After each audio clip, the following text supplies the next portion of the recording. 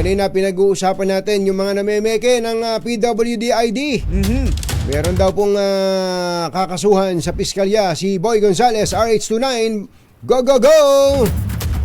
Anthony Jerry, ipaghaharap na reklamo ng falsification of public document o paglabag sa Article 171 at paggawa na pag-iingat, pagpakalat ito ng Article 176 ng Revised Penal Code ang isasampa laban sa tatlong suspect na sina Marites Esedera, Si Marites. 34, RD Makaspak, Elias Dogdog, Michelle Hanaban, Elias MJ, nasa 31 anyos. Ayon kay Police Lieutenant Colonel John Diagi, ang hepe ng Manila Police District Intelligence Division, ng ang tatlong suspect ay naaresto sa ikinasang entrapment ng MPD DID Tracker Team na pinamumunuan ni Police Captain Joel Aquino at 10 iba pa sa Barangay 310, Quezon Boulevard, Santa Cruz, Manila.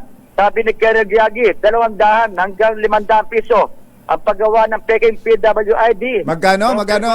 Pirma. Boy, magkano ang benta nila? 200 hanggang 500 piso. Aba, mura lang pala, no? Laki. Pero maganda ba? Patingin nga. Diyan, kopyang-kopya yung mismong at pati pirma ni Mayor Hani Lacuna. Talaga, ng mga pinagawa. At hindi Magagaling. naman sa Maynila, pagi sa ibang lugar nagpapagawa ng mga peking ID. Pakinggan natin si Colonel John Diagi.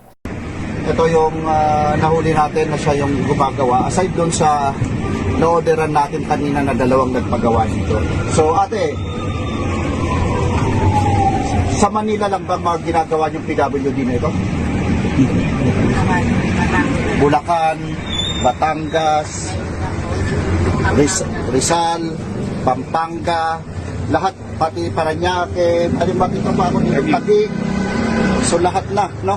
So ito yung mga sample ng mga nagagawa nila, finished products, kagaya nito sa Manila ito, kuhang-kuha, yung kay Mayora, tsaka kay Vice Mayor na mga firma.